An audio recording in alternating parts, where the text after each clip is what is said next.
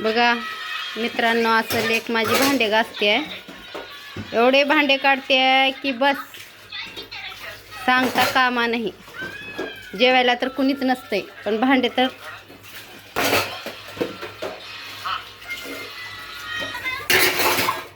बघा. इकडं भात चालू आहे, तिनेच बनवले आहे. लावणी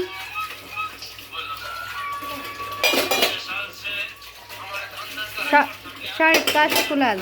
भांडे आणि उलटा चष्मा बघ म्हणलं का? हां का कर म्हणलं?